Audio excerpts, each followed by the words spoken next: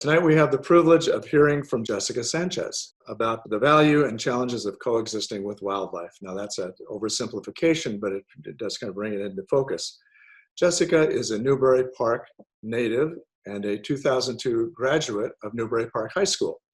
She's gone on to earn degrees in wildlife ecology and veterinary medicine. She's a licensed veterinarian and is currently completing her PhD in wildlife ecology at UC Davis, where so much of her schooling was done.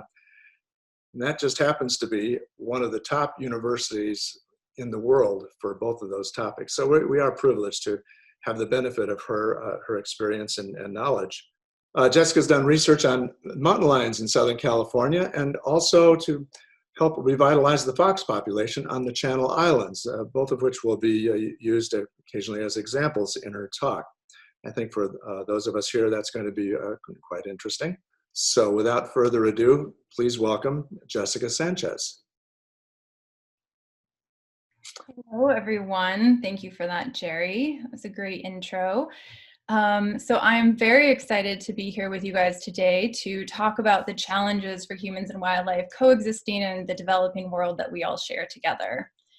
So as Jerry mentioned, or I guess let's talk about where we're going to go tonight. So first I'm going to discuss a little bit who I am and what my experience is, and then we're going to jump right into what the value of wildlife and wild spaces are. We're also going to talk about the urban-wildland interface and exactly what that is and how wildlife respond to it. And then we're going to talk about the importance of connectivity, disease, and then briefly touch on mountain lions and Channel Island foxes, which are where I've been doing a lot of my research over the last few years. So I grew up in Newbury Park, like Jerry mentioned. This is me with one of my favorite horses, Wrangler, at Two Winds Ranch in Newbury Park with Mount Boney in the background. It was a really awesome place to grow up and a great job for a high schooler. And then I went off to college, and I've been working professionally with wildlife now for 14 years, and I've had the great privilege to work with a ton of different species. I do want to say, though, that my experience is primarily with mammals and terrestrial mammals, so this is going to be a little bit terrestrial mammal focused, but everything that we talk about tonight can be extrapolated to aquatic ecosystems and birds and other taxa as well. So my first job after college was on Santa Cruz Island. This is what it looked like, and this is where I lived, on the top of a mountain on an island in the middle of the ocean. And this is what I drove to work every day, looking for foxes and skunks. And it was the most amazing job I've ever had. I felt like I was straight out of the pages of National Geographic, and it was amazing. It's exactly what I wanted to do.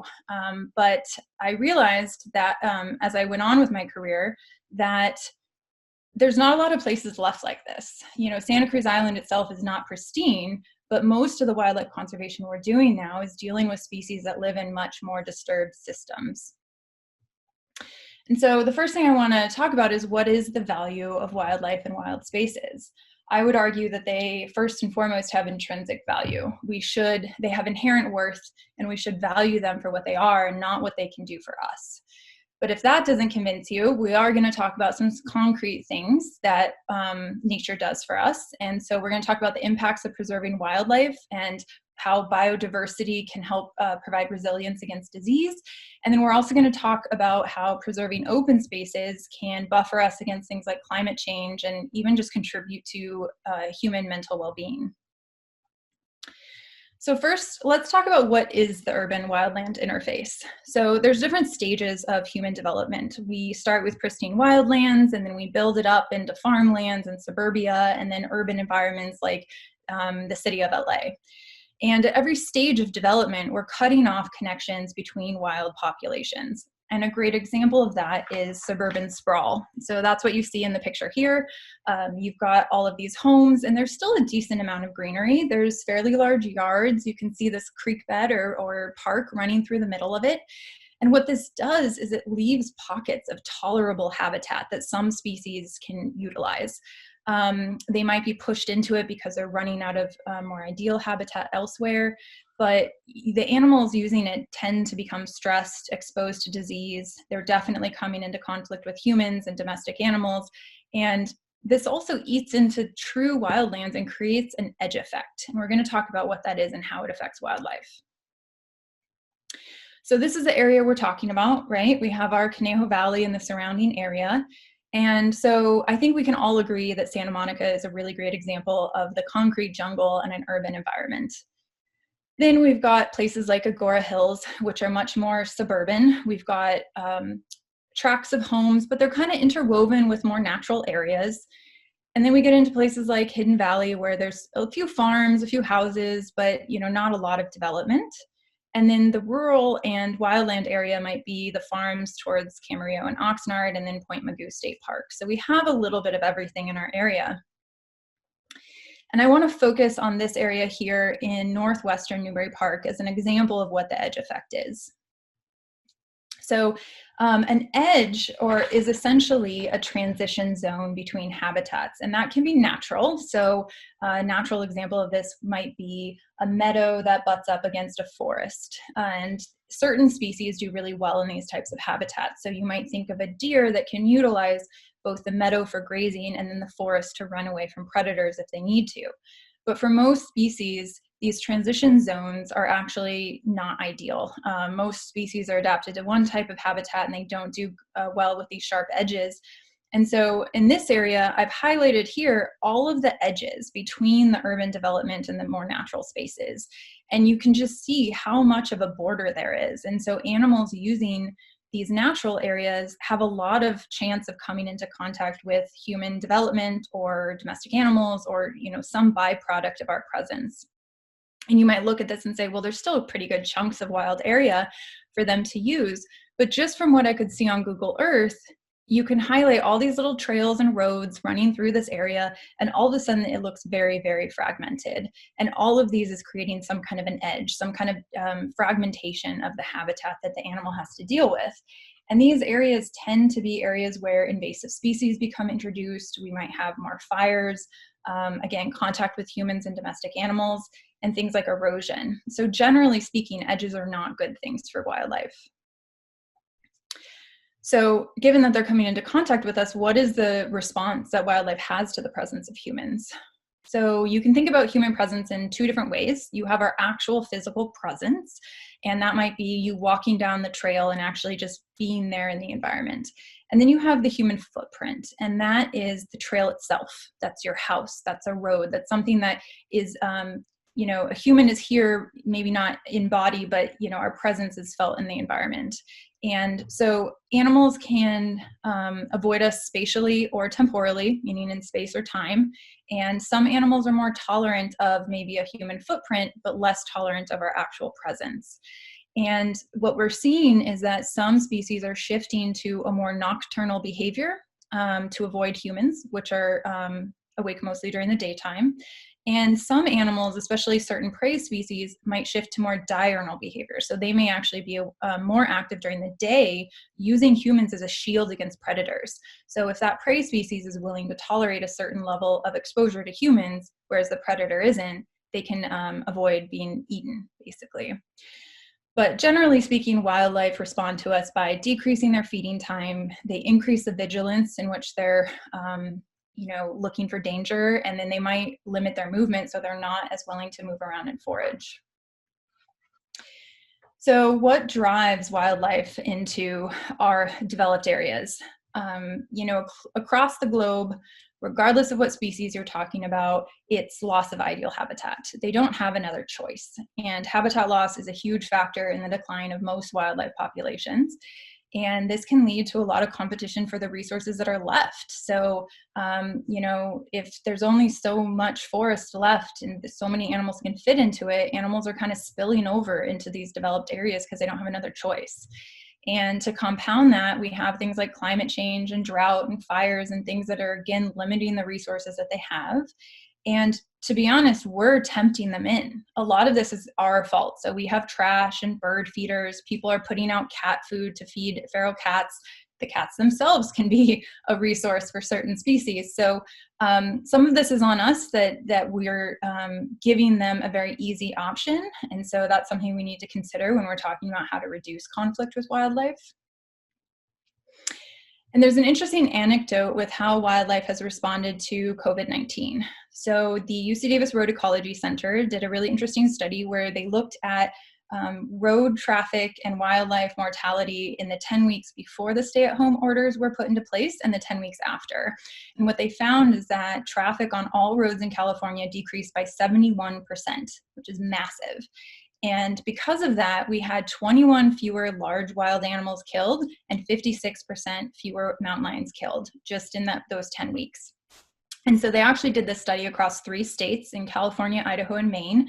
And they extrapolated this out and said, if this were to continue for a full year, how many wildlife mortalities would we save? And they figured it would be somewhere between 5,700 and 13,000, which is a huge number of lives saved. And these are just large mammals. You can imagine that the numbers are probably the same or higher for small animals that might get hit and then scavenged or, be harder for a researcher to detect. And it's not just animals trying to cross roads either. So this photo is an island fox on San Clemente Island, and he is actually hunting mice in this edge habitat between the road and the grassland. And so the foxes on this island actually utilize this a lot. It's really good hunting habitat, and because they're top predators and they don't really know to be afraid of cars, we get in a lot of collisions. So we've started mowing the side of the highway or the road, trying to kind of increase visibility for drivers and also push the foxes out away from the road a little bit. But these are all things to consider in terms of, how wildlife is interacting with roads. And a big factor in the way that we're changing the landscape is we're reducing connectivity between patches of habitat and between wildlife populations. And this is really important to maintain connectivity because we need populations to come together and spread their genetics. As we lose genetic diversity, we see impacts on individual animal health, their immune system function, and their resilience to change. We need more genes in the environment so that if a disease comes through, hopefully some of those animals are going to be more immune to it just naturally. So maintaining genetic diversity is huge. We also need populations to be connected as a buffer against stochastic events. And stochastic events are things that happen kind of randomly or by chance. You can imagine things like a fire or an epidemic of disease that would come through, drastically reduce a local population size. And the way to replenish that population is to have animals come in from other areas. And we need the connection of habitat for that to happen. We also need to just allow animals to exhibit their natural behaviors. So animals need to migrate. Young animals need to disperse and find territories away from mom and dad. They need to be able to find mates. And if resources are scarce, they need to find more. So maintaining the connection of habitat allows them to do that.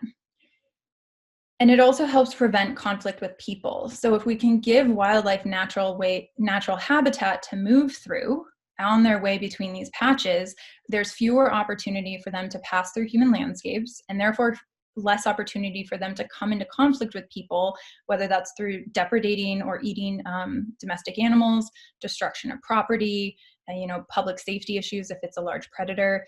And in my mind, I feel like preventing this conflict reduces the us versus them attitude that we sometimes have with wildlife, where our priorities don't align. The wildlife needs one thing, we need another. And if we can eliminate that conflict, then hopefully we can all coexist a little bit better. And one of the ways that we can do that is through planning our development wisely. So one thing that's really important when we're designing a housing tract or a road or anything like that is to incorporate wildlife corridors. We're running out of places like Yellowstone and Yosemite and these huge patches of very intact wilderness where wildlife can freely move. And so really the conservation strategy has switched to maintaining connection between smaller patches of habitat and allowing animals to move between them. And sometimes this can be a mutually beneficial structure. So some of these underpasses under freeways can also be utilized for drainage to prevent flooding or something like that. And I'm not an engineer, but I imagine this is much easier to build initially when we're starting from scratch versus trying to retrofit some of these crossings. So this photo is of a deer crossing under a road in Colorado.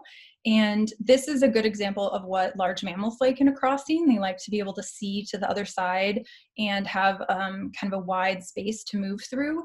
They don't really prefer things like small culverts that are dark tunnels that they can't see through to the other side, whereas a raccoon or a possum might be totally fine with that. So you really have to kind of get in the head of the wildlife that you're working with.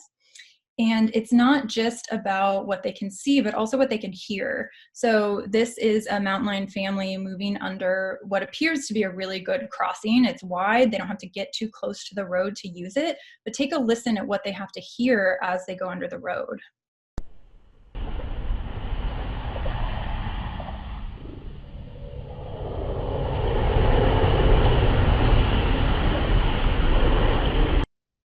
And so that can really deter some animals from wanting to use these crossings, even if we put them in the right place. And you really have to get creative sometimes and think about your species and how they move through the world. So these are Christmas Island crabs. They're on an island in the Indian Ocean, and they go through a massive epic migration to the beach every year to reproduce. And their populations are really suffering because of road development and increases in traffic on the island. And so they built these underpasses and little crab bridges, and they put up barriers to keep the crabs off the road. And it's been successful. You can see the crabs are using it. So thinking outside the box and getting in the head of your species can really help. And we can't talk about wildlife crossings without talking about the Liberty Canyon Bridge. This is proposed to be the largest wildlife crossing in the US, if not the world. And it's actually in a location that's been identified as a priority wildlife linkage in Southern California. So it's going to connect the Santa Monica Mountains and the Simi Hills across the Highway 101. It is, it's been talked about a lot in terms of mountain lions and connecting mountain lion populations because they're being genetically isolated. But the mountain lions in this case are really an umbrella species for the other wildlife in the area. You can imagine if things like deer and mountain lions, which are so large and wide ranging, can't get across a highway, smaller animals are going to have trouble as well. And so this is something that's hopefully going to benefit a lot of wildlife in the area. It's going to maintain the connection between these two larger patches of habitat. And I really just want to give a shout out to the Conejo Open Space Foundation because they donated to help support this project and are hopefully going to help it to become a reality. So how do different species adapt to urbanization? It really can vary by the species. So some are very tolerant and others can't tolerate any sort of change. So we categorize species into generalists and specialists.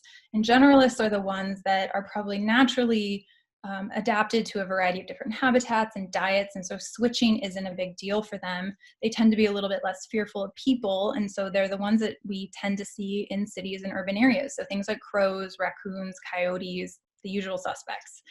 Specialists are the ones that are very adapted to a specific type of habitat and they can't switch. They've really co-evolved with their environment. And this also can include large predators where even if they have a varied diet, they need really large areas of intact habitat in order to hunt. And these are the species that unfortunately become endangered because of habitat loss and change. So, as our environment is changing, the importance of urban parks and agriculture and recreation areas in terms of preserving species is really growing. So this is a photo of Mexican free-tailed bats.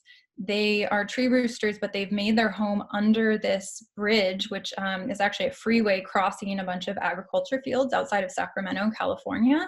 And they've just adapted to what's available to them. Another great example are migrating waterfowl that naturally would have utilized the really extensive wetland system of this California Central Valley. But since we've been converting a lot of that into agriculture, they don't have anywhere to stop over and rest and recover on these really long migrations. So there's been a lot of organization to flood rice fields during key parts of the year so the wildlife can use those as a stopover.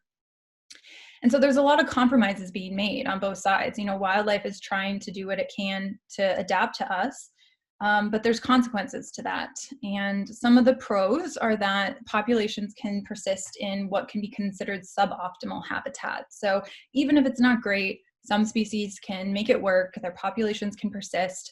A lot of times these can be serve as those migration corridors that we talked about and prevent the extinction of species in a local area.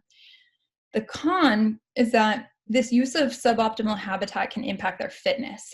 And fitness is an ecological term that just means your ability to survive to reproductive age, find a mate, produce offspring, and have those offspring reproduce. And so, P22, who lives in Griffith Park. He's a mountain lion, the mountain lion of Hollywood, right? And he's doing a good job of surviving in this very urban landscape.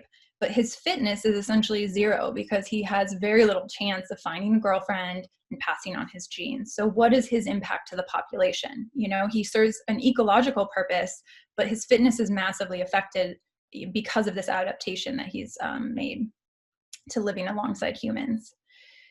And there's also an increased risk of disease. So these bighorn sheep on a golf course, they're naturally desert sheep. So they live at very low densities in a desert ecosystem, but they found these oases where they have water and grass and no mountain lions to hunt them. But the result is that they have higher burdens of fecal parasites, so worms that live in their intestines, essentially. And so they're all kind of pooping out worms on the grass and then eating it and living at high densities. And they have, more disease than they would if they were living wild on the landscape. So, what's the net benefit to them over the long term? And I just want to show this example of my own backyard. So this is the field that wraps around my housing complex in Davis. And it's really beautiful, and we have a lot of wildlife. We even get coyotes and egrets and skunks and all sorts of animals moving through. But we also have Charlie. And I don't want to blame Charlie. He's innocent until proven guilty. But cats in general, outdoor cats and feral cats, can really decimate wildlife populations. Specifically birds and rodents. And Charlie's also prey. He's vulnerable to this coyote moving through if he were to get caught. And so, I think outdoor cats are a major issue when it comes to coexistence with wildlife, but we also have to protect our domestic animals. And so keeping them inside, or at least bringing them in at night, can really benefit both them and the wild animals we're trying to coexist with. And what happens if wildlife can't adapt to us? So some species really have trouble. The loggerhead sea turtle here has a very specific reproductive cycle. So they come onto very specific beaches at a certain time of year to lay their eggs, and those beaches are also highly coveted by humans. And so as these beaches are developed and the landscape changes, they're not producing as many babies and they're becoming endangered. And this is an animal that's kind of evolved this very specific system over thousands of years, and they're not able to change it quickly. Polar bears are another really good example. So they depend on sea ice in order to get to seals to hunt. And as climate change is reducing both the extent and the duration that sea ice is available to them, they're literally starving to death. And then as they're searching for food, they're being driven into contact with humans. So there's a lot of side effects of not being able to adapt to humans in terms of reproduction and lower genetic diversity, but ultimately for some of these species, extinction is a real risk. And you may ask, why do we care if some of these species go extinct? We'll be fine. Well, let's talk about money then, because ecosystem services is something that they're services that nature provides to us as humans that we can actually quantify and put a dollar amount on. And we categorize them into 4 groups. Provisioning services is probably the easiest to understand. We need food, we need water and fuel and medicine, and at some point, all of those things are coming from nature. And regulating services is this cool category that a lot of ecologists and economists are trying to evaluate and actually put a price tag on. So we all know that bees and bats pollinate flowers, but there's actually a statistic that 35% of the world's food crops depend on some kind of animal pollinator. And if we were to remove those because of habitat loss or whatever else, that's a huge amount of work and money that we as humans now have to input to make our food. And if you don't care about food, maybe you care about tequila. So this is a bat that specifically pollinates the blue agave plant that makes tequila. And traditionally, these plants were made from clones, and they were actually harvested before the bats had the chance to pollinate them. And so there's an organization now certifying bat-friendly tequila that's cultivated in a way that's feeding the bats and saving them from going extinct while also making delicious tequila. Wildlife can also reduce the burden of disease in the environment, which can affect people. So, possums may not be our favorite neighbors, but they're actually wonderful tick eating machines, and they can eliminate thousands of ticks from the environment. And so if we can, put a lid on our trash can and seal up our attic and keep them away from living, in our houses and in ways that are in conflict with us, we really want them to be in nature and around us, eating up those ticks so that we're not picking them up on our hikes and things like that. So in disease ecology, there's two concepts called the dilution effect and the amplification effect. And to really oversimplify things, the dilution effect basically says that the more host species you have, so the more species that can carry a certain disease, the less concentration of disease there's going to be. And that's because not every species is equally susceptible to a given disease. And so the disease, species may come into contact with another species that isn't really going to contract the disease and then transmit it. So you're diluting out the amount of disease in the environment. The amplification effect is the opposite, where there might be more hosts and that equals more disease. And that's generally because it's really hard to eliminate a disease that infects multiple species. And an example of this would be smallpox. So smallpox was a human-only disease, and that's part of why we were able to eradicate it, is because we were able to just concentrate on humans, just vaccinate humans. We didn't have another species that was constantly reintroducing the disease to us. That would have been a kind of amplification effect that makes it more difficult to control disease. And so wildlife can actually defend us against disease. So we've talked about the predators of insect vectors, so things like bats and amphibians and possums that eat ticks and mosquitoes and flies and things that can give us diseases. But there's this really cool thing called a borreliocidal factor in the blood of western fence lizards. And it's an immune compound that actually destroys Lyme disease within the tick. And so the young stages of the tick will actually feed on the lizard. And if they had Lyme disease, they'll essentially be cleared of it and no longer carry it. And then when they drop off the lizard and go to bite their next host, which might be a human, they're not going to transmit Lyme disease. So this would be an example of a dilution effect where having more species in the environment can actually lower the burden of disease in the system and benefit us. But generally speaking, disturbances cause species to mix in new ways that they didn't previously. And this is generally a bad thing when it comes to disease transmission. So disruption can change the territorial behavior and the way that individuals interact, but in a way that actually increases contact and therefore increases disease transmission. And this is a huge concern in epidemiology because it's an important risk factor for what we call pathogen spillover. And that's when a disease spills over into a new species that it wasn't in before. And generally that new species has no native immunity and they're not really able to fight it off, and they can suffer worse actual clinical disease and mortality. And, COVID-19 is a great example of this. We've all been hearing about how it probably originated in a bat before coming into people. We've all heard of swine flu and bird flu, which jumped from pigs and birds respectively into people. And then plague is a disease that jumped from prairie dogs into black-footed ferrets and caused their populations to decline. So spillover is generally not a good thing. And I want to talk briefly about culling, which can have very similar effects. So culling is when we actually go out and kill individuals trying to reduce the population size. And often this is done to control disease. And on the surface, it seems very reasonable, right? You want fewer animals carrying disease in the environment so that there's less chance of people getting it or domestic animals getting it. But that alters the way that animals interact with each other. So a classic example of this is tuberculosis in badgers. In the UK, tuberculosis is carried by badgers and doesn't really cause that much of a problem in them, but they can transmit it to cattle, and that can really affect the cattle industry. So there was a huge campaign for many, many years to kill as many badgers as they could to reduce the amount of tuberculosis and the transmission to cattle. Over the years, we found a lot of evidence that the opposite happened. So you can imagine if we kill a badger, a territory opens up, the neighboring badgers come in trying to occupy that territory. They meet new neighbors they didn't know before and don't have a relationship with. They might fight.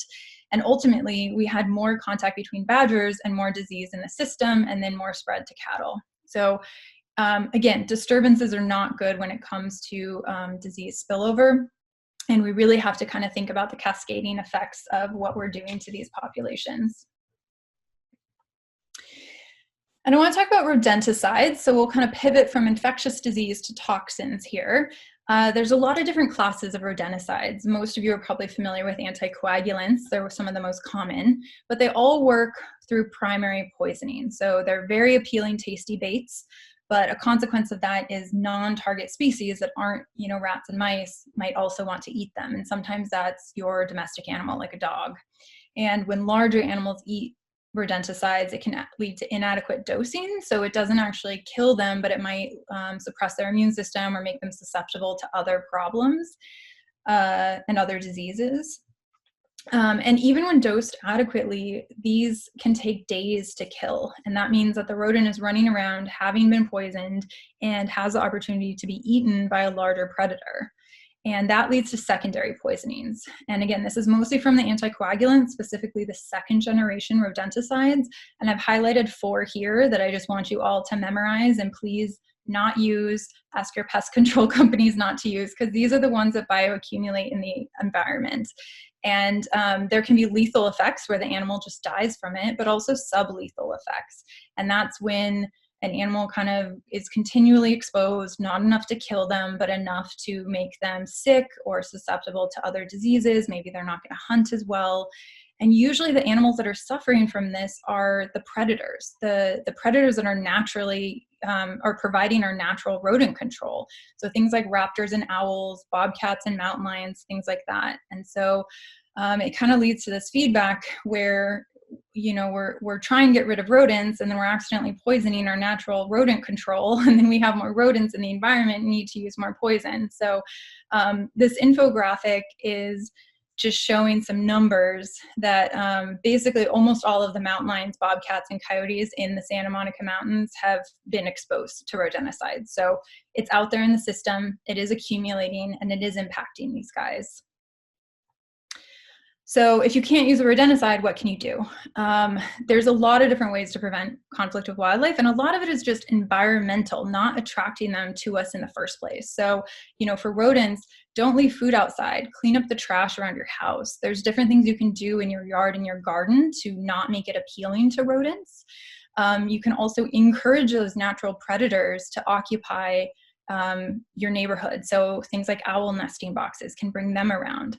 And if you have to trap them, use live traps or kill traps that are only going to affect that one animal and then not be disseminated into the rest of the ecosystem. And so again, if we're not attracting prey to our homes, then we're not going to attract predators either, which is also going to reduce conflict.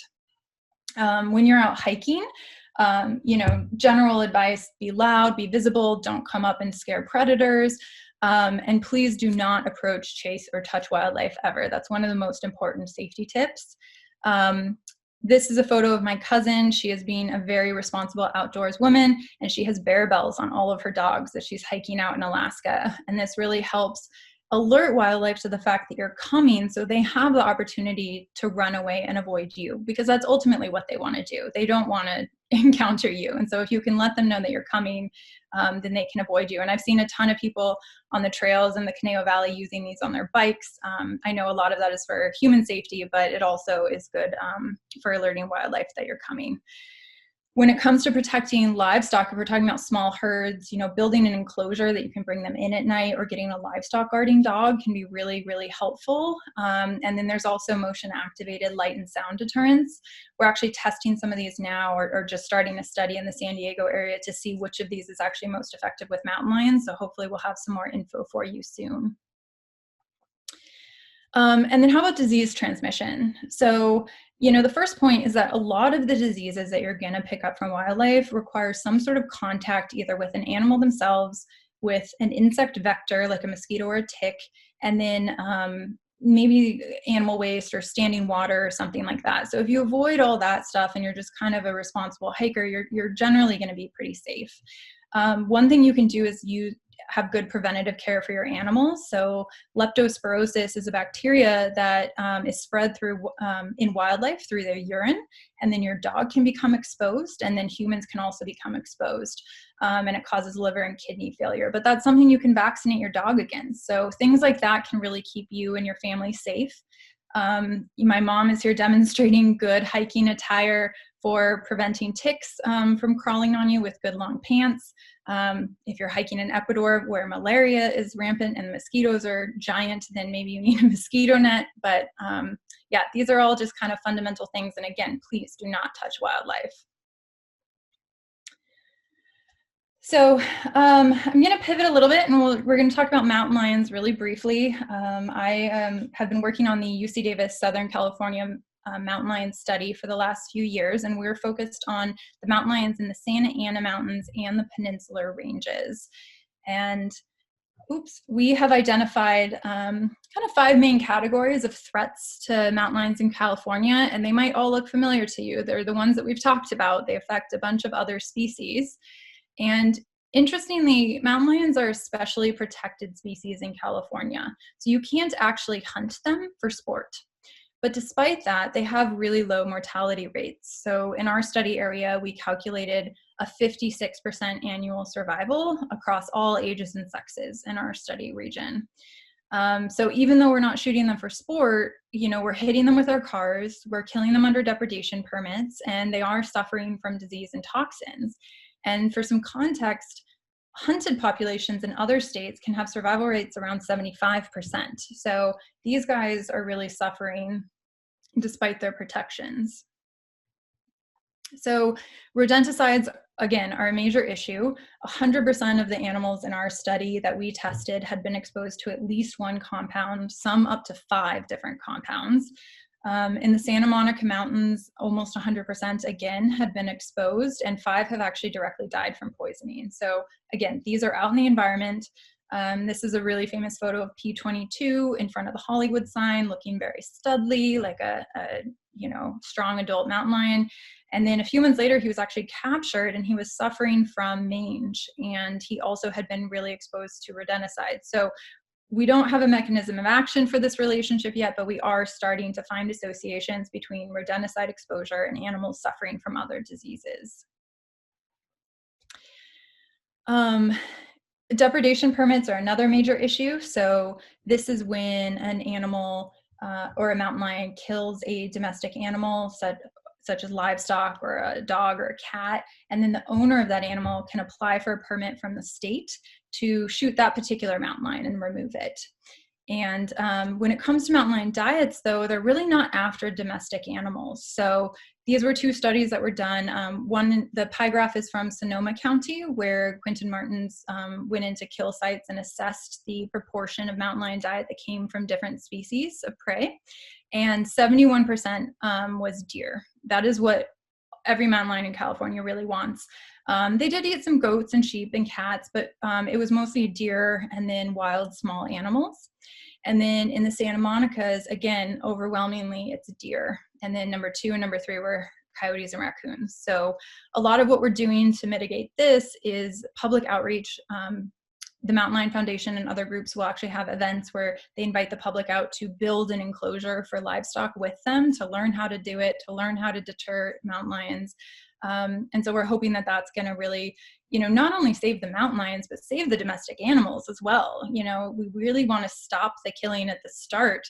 And I think as animal owners, we all have a responsibility to protect our animals from all threats, whether it be disease through vaccination or from predation by giving them an enclosure. And then, of course, development in roads is another major issue for these guys. So this map is showing the GPS collar locations of our study lions in red. And you can see that they really, really prefer the green conserved habitat. They're not really utilizing the urban and agriculture land, which is the kind of pinky purple and the gray areas. And running right through these 2 populations is the I-15 freeway. And you can see they really don't cross it at all. And to highlight that, if we remove the background and we just focus on the collar locations, you can see that the animals in the Peninsula Range have a lot more kind of movement around the edges, whereas in the Santa Ana Mountains, these guys are really, really restricted. They come right up against that hard urban boundary and they can't break through it, and they just bounce right off. So these guys are really isolated. And just to really drive home the point that they're suffering from multiple threats, M56 is a mountain lion that was the only collared lion that we ever recorded crossing the I-15 freeway. And we were really excited for him to pass on his genes in the eastern ranges, but unfortunately 2 weeks later, he was killed under a depredation permit for eating livestock near Mexico. So these guys are really just suffering, you know, they overcome one issue and then they suffer another. So one thing that a success story that I can leave you with is the 241 toll road fencing project. This is along a road that runs through the northwestern Santa Ana Mountains. And it was really a hotspot for mortality, and not just for pumas, but for lots of wildlife, deer and coyotes and other things. And so we built a 7-mile stretch of fencing that was 10 to 12 feet high. We had these little jump outs you can see on the right, where if an animal got caught on the road, they can actually get off of it again. And it was massively successful. So in the first 2 years since building it, we've cut wildlife mortality by over 98%. And I just want to emphasize that this is also a public safety issue. So yes, we want to reduce wildlife mortality, but if you're driving 70 miles an hour down the freeway and you hit a 150-pound mountain lion, it's not going to end well for anybody. So we really want to just, you know, make everybody as safe as possible on these roads. And so this was a really successful project to be a part of.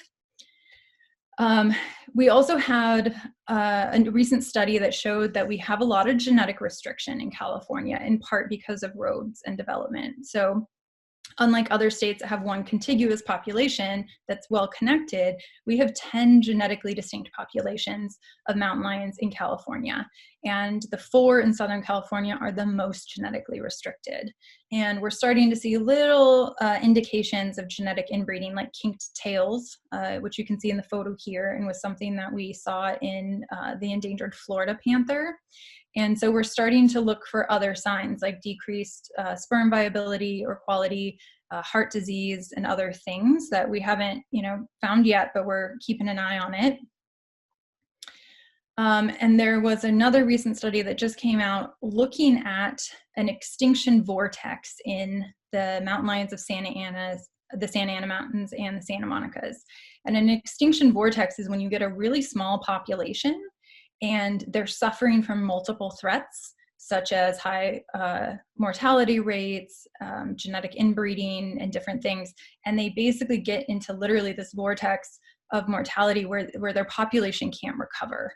And what they found is that with no animals coming in or out of these mountain ranges, there was a 20 to 30% chance that mountain lions would go extinct within 50 years.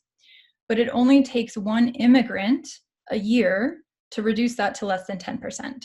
So, you know, it doesn't take a lot of flow. And I think the moral of the story here is that if we can help maintain the connection between these populations, they're going to do the rest. You know, they're going to move through, they're going to spread their genes, and hopefully they're going to persist for longer than 50 years.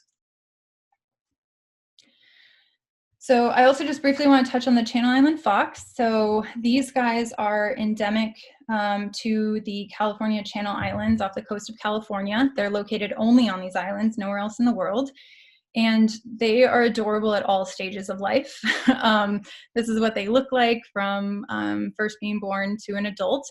But make no mistake, they're a top predator. There's nothing on the islands that hunt them, and they know it too. So take a listen to this guy.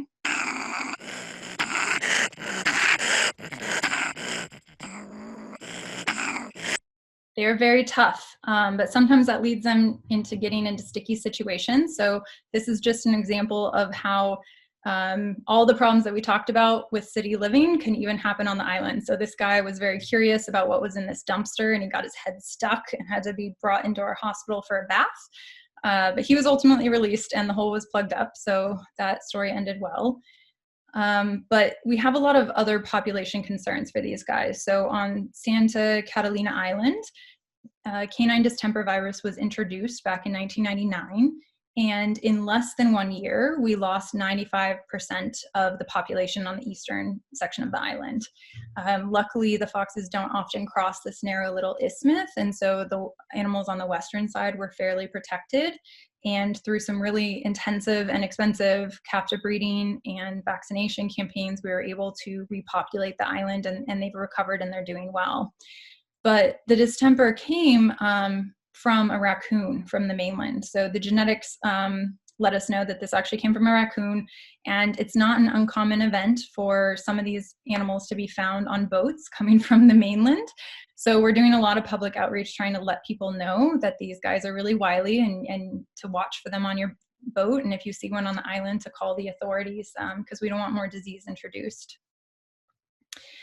We had a slightly different story on the Northern Channel Islands. Here we historically would have this complement of species. There were others as well, but these are kind of the major players in our story. And in the 1800s, ranchers came out and they introduced various species of livestock, which had an impact on the native vegetation, and then, of course, the small mammals and lizards and insects as well. At the same time, we had an accumulation of DDT, the pesticide, in the ocean off the coast of Los Angeles. And this accumulated in the fish that the bald eagles were eating, and it resulted in really thin eggshells, so that when the birds sat on their shells, on the eggs, the shells would crack. And so they effectively weren't producing any chicks, and their populations drastically declined. And this led to a lot of open territory on the island, and that allowed non-native golden eagles to come in, and they were attracted by all these delicious piglets and lambs, and there were no bald eagles to chase them off. And they very quickly learned that foxes, again, because they're a top predator, they didn't know to look up and avoid these eagles. And so the fox population was also decimated by the golden eagles, which then had a cascading effect on the skunk population, because there was no more competition between these two species that had kind of held each other in balance. So these foxes were also listed as endangered. We did captive breeding and releasing. We vaccinated them. And we also did captive breeding and release of the bald eagles in towers like this called hack towers. And through a lot of intensive effort over many years, we were able to recover them. And a big part of that was also removing the food source for the eagles. So we had to remove all the livestock. DDT, we became aware of it and stopped dumping it into the ocean. And so the bald eagle populations were able to recover. And this allowed them to kind of chase off the transient golden eagles that might wander over from the mainland every now and then. We also had to actually physically catch and remove the eagles that were nesting on the island to relieve the pressure on the foxes. And that allowed the relationship for the skunks, between the skunks and the foxes, to kind of return to normal. So this was a huge, massive ecological recovery program, and it's even continuing now. We're still trying to get rid of invasive ants, invasive plant species, and kind of deal with the aftermath of all the ranching and modification that happened out there. But it was a huge success story as well. So this, the foxes were delisted in 2016, and it was considered the fastest recovery of an endangered mammal in the history of the Endangered Species Act. And as of now, all of the populations of foxes on all 6 of the islands have recovered. San Miguel isn't quite where we want it to be, but they're doing really well. And so we were really excited about this. But the conservation work continues. So we're still catching foxes on all the islands. We radio collar them so we can monitor for any unusual mortality events. We vaccinate them against rabies and canine distemper virus, and we collect blood for health screens. And yeah, so we're still out there, we're still watching them. They're really considered a sensitive species because they're so isolated on these islands and haven't been exposed to mainland diseases and things like that. But even way out here on an island that's so remote, we have problems with roads. So we're still trying to put in, speed signs and raise awareness about the fact that foxes are still being hit by cars. So roads are never good for wildlife anywhere, unfortunately. And I just want to hit on a couple last points. If we circle back to the value of wildlife and wild spaces, humans are really not exempt from the impacts that we have on our environment. And maintaining biodiversity and intact ecosystems provides us with a buffer to these changes. And it really preserves healthy human populations as much as it preserves healthy wildlife. And, this is an immediate thing. It's not a theoretical idea that, maybe our grandchildren will have to deal with some problems. This is affecting us now. Things like COVID and really bad fire seasons and worse hurricanes, all of this is related to how we're affecting our environment. And so I recognize that coexistence is not always easy. I recognize that building an enclosure for your livestock costs money. and sealing up all the holes in your house is more difficult than putting a bait box of rodenticide in your yard. I understand that, but I just really hope that I've shown you guys that making the effort to try to coexist and preserve wildlife and nature is really important, not just for them, but for us too in the long run. And I want to leave you with two resources. The California Department of Fish and Wildlife and the California Wildlife Center both have really good websites with lists of ways to avoid conflict with wildlife, things to do if you find orphaned wildlife, and resources like that. The California Department of Wildlife actually has an entire section dedicated to human-wildlife conflict. So I also want to thank Jerry and the Caneo Open Space Foundation for inviting me. They've been really, really awesome to work with, and they're doing great stuff in the area. So you should definitely check them out if you haven't before. And I'll take your questions. Thank you, Jessica. Doesn't look like we have any. Oh, here comes a question now. But I have a question as people are typing them. When you were showing the bridges that have been built, do you know how do they factor in the potential for humans to get in there and kind of mess things up, with graffiti or whatever? What steps you may not know, but do you have any sense for what steps might be taken to protect those connecting bridges?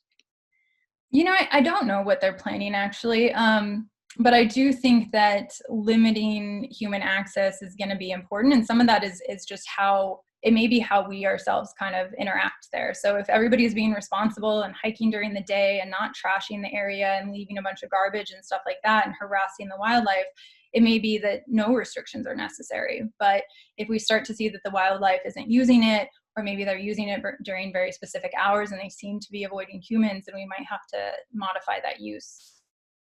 Okay, good. Now we are getting some questions that have come in, so this is terrific. Here's a brief question, but I think is pretty insightful. Which species are most impacted by climate change in Southern California? Oh, that's a good question. So I don't have like specific species in mind, but I would say that in general, things like amphibians and aquatic species tend to be impacted. And part of that is they're just so sensitive to any sort of change in their environment. They're really highly adapted. Another question relating to controlling the rodent population. This is from David, who asked, how can rodents be dealt with in the open space boundaries? Maybe it's within the open space boundaries without using rodenticides. What you touched on this a bit, but what would be 2 or 3 of the main ways that we can control these populations without the poisons? Yeah, that is a hard one, because I think that boundary interface is an area where we don't want to impact the natural populations, but we want to keep them from coming into us. So some of it can be like the vegetation and the way that you control weeds and so rodents, really like to hide. They like a lot of kind of ground cover and weedy structures and things like that. There's certain plants you can plant that will kind of deter animals. And I'm not super familiar with those, so I would check out the websites that I posted. But that's a way, depending on the situation, sometimes actual physical barriers can work. So either like a solid fence or some sort of wire that goes under the ground and kind of under garden beds and things that might be attracting them can help. And then again, natural predators. A lot of wineries actually that are going towards biodynamic farming, which is essentially an elevated form of organic farming. They're bringing in hawks and raptors and owls and really encouraging those animals to be on the winery landscape so that they'll eat the rodents and stuff like that, and then they don't have to use pesticides. Well, that's interesting. That is interesting. Beth Pratt, who you know with the National Wildlife Foundations, joined us tonight. Thank you, Beth. But she has said, thank you for such a great presentation. As I don't see our human nature changing anytime soon, and we are going to keep destroying habitat, and wildlife are going to keep trying to live in our spaces in order to survive, what are ways you see humans and wildlife living in proximity can be successful? What are ways like, I guess what, that's a broad question. I think some of it is going to be tolerance on our end. I think that we have to, like I was saying, with the way that we modify our environment to kind of control where animals are going, we're going to have to kind of just tolerate that they're going to be there and they're going to be doing what they do. And maybe we need to increase our tolerance of them being in our environment and maybe being a little bit frustrating sometimes, and take a look at kind of the bigger picture and the greater good of the benefit that they're giving us, even if in the moment we're kind of frustrated that they're eating our potatoes or whatever it is. Right. And you did touch on some things that, like building pens and things like that, for domesticated animals that would be worthwhile. Yeah. And this is another question from Sarah Wang that relates to, again, mountain lions. But let's see, since mountain lion migration between clusters is so valuable to their health, are there any efforts for humans to move mountain lions between populations? Why or why not? Hmm. I wonder if that means capturing them and then moving them to different territories. Yeah, I think so. It is being discussed very seriously. And I think it's being considered a bit of a Band-Aid, though. So yes, moving an animal across is going to introduce the genetic diversity that we need in the short term. And as we said, it doesn't take that many migrants, but it's really not solving the underlying problem. And as I said, mountain lions are kind of an umbrella species for other wildlife. And I think that everyone involved really, really wants to conserve these corridors to allow wildlife to move on their own. And one, because it's going to allow multiple species to migrate, not just the mountain lions that are easy to find and capture, but that's a lot of work on us, because if that's all that we're left with, because we don't have these corridors anymore, that means that somebody like me and the next generation of biologists is going to have to continue catching mountain lions and moving them back and forth. And that's just not a healthy or sustainable way to go. Yeah, plus the mountain lions, the males would fight over the territory, and you may introduce one and it dies off Yeah, you within don't a short necessarily time. know who's there where you're introducing them. So Mountain lions have territories that are what, 20 to 40 square miles? they can be a couple hundred for males, but it kind of depends on where they are and how resource dense the territory is. But yeah, females smaller, maybe 7,500 square miles.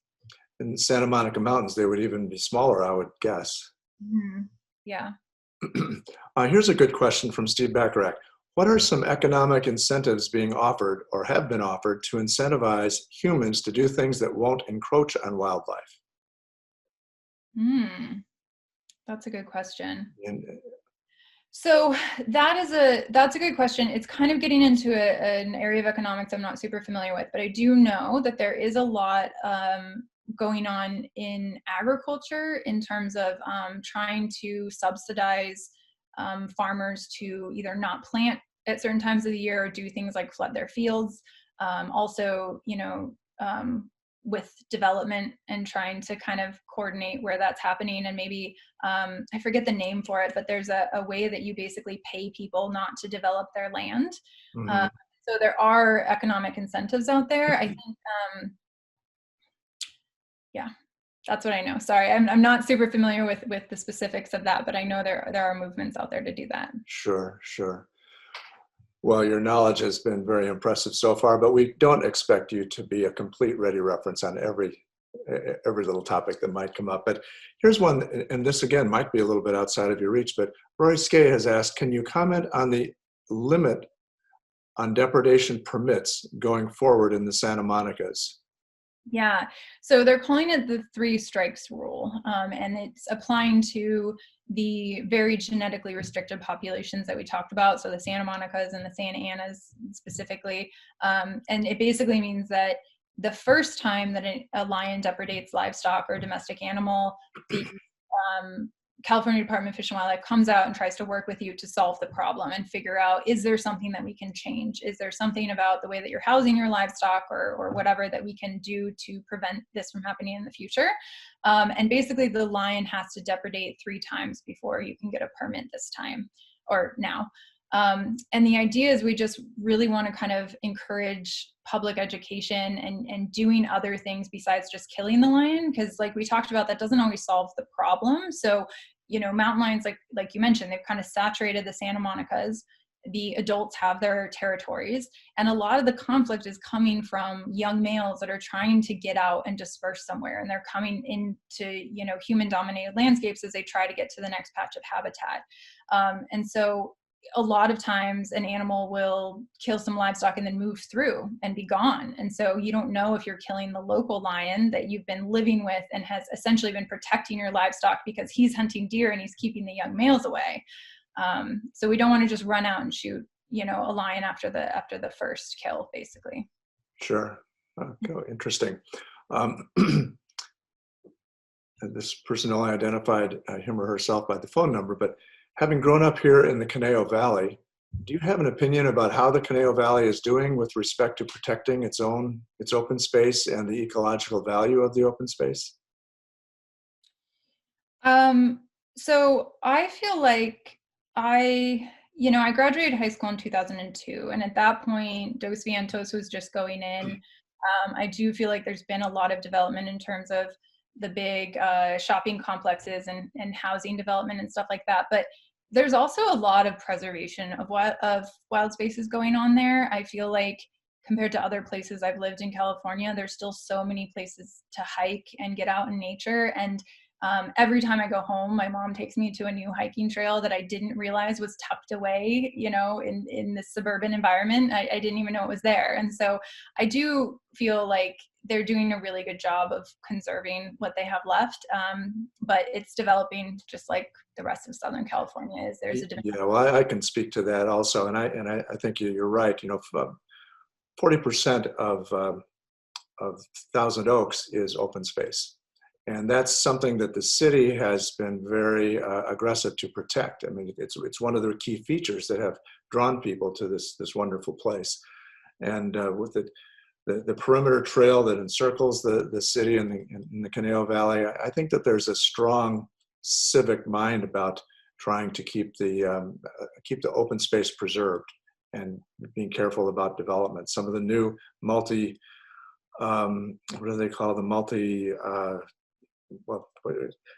stores on the bottom, maybe offices, and then some apartments up above.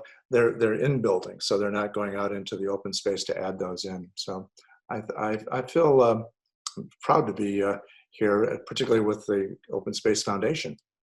Mm-hmm. Here's a question that's more of the domestic focus. What is a good way to discourage native rabbits and squirrels from visiting our Thousand Oaks yards?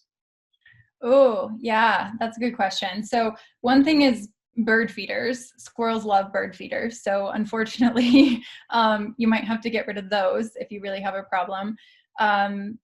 Again, sometimes it's the type of vegetation that you plant in your yard. So, the type of trees or how kind of connected they are with the trees of your neighbors and stuff like that. There's also, again, certain plants that they don't really love and certain types of vegetative cover that they don't, want to nest in and things like that.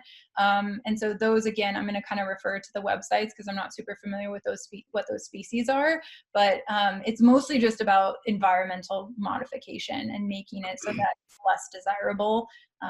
And some of that is just, yeah, again, modifying the plants, cleaning up the trash, things like that. These guys are smart and they want the treats that you're leaving out for them. Excellent.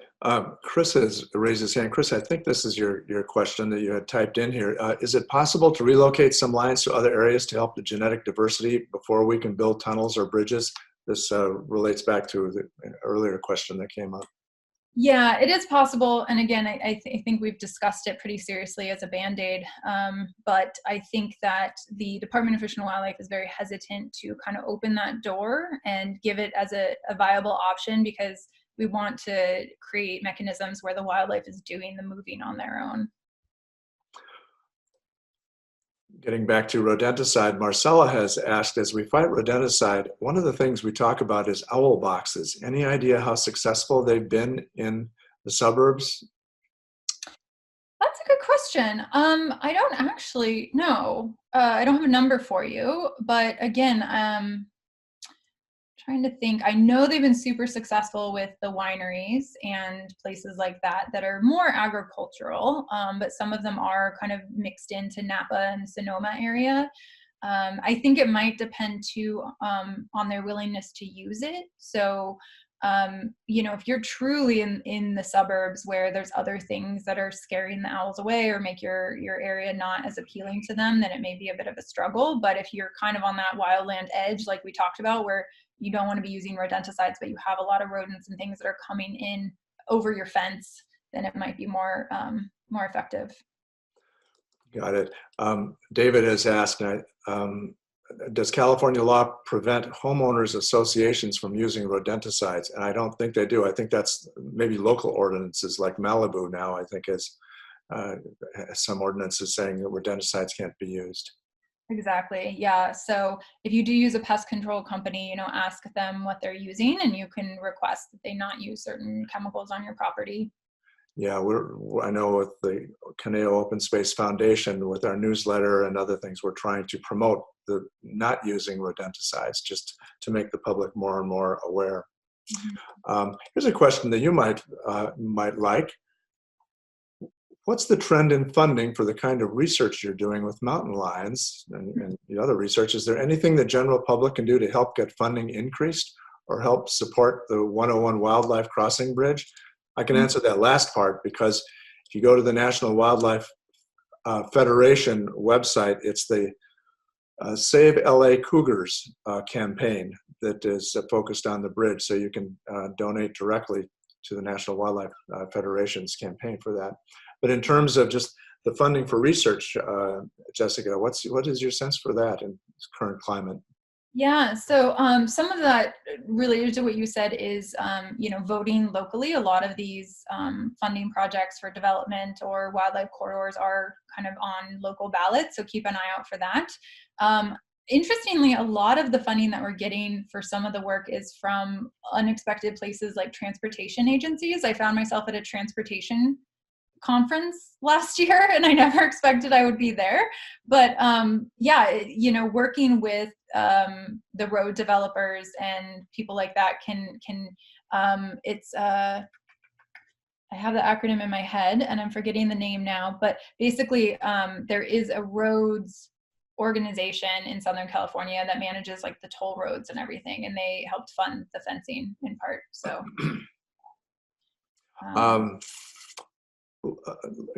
Penelope Fu has asked a couple of questions here. One is, how many pumas are in the Santa Monica Mountains? I don't think we know exactly because they don't know if they've collared all of them.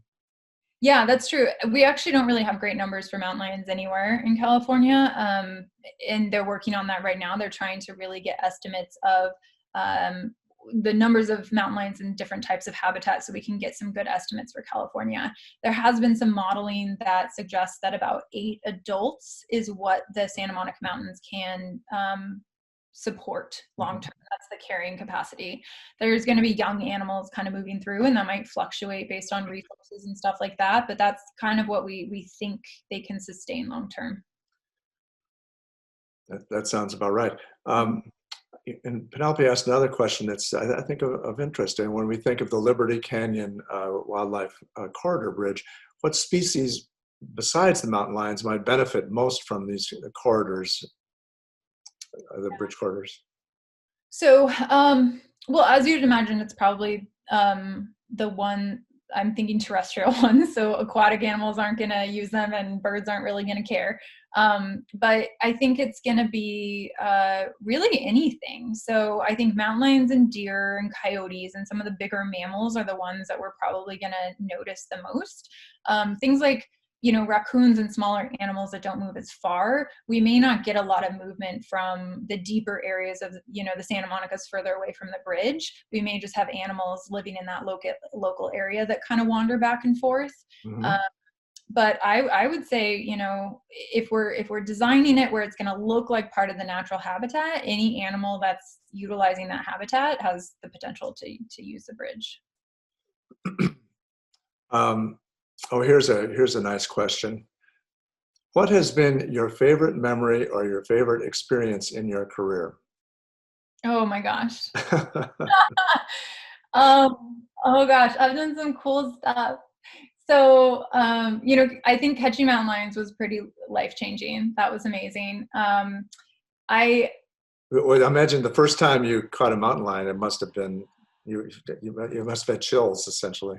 Yeah, my first time being the solo vet on a mountain lion capture, I really had chills.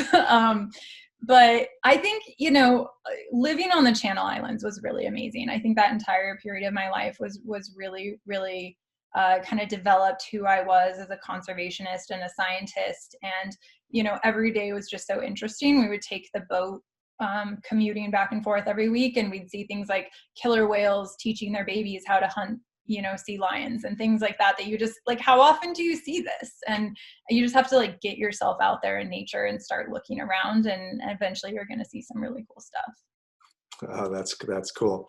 And I think the last question here, and I want to check the chat before we do wind up.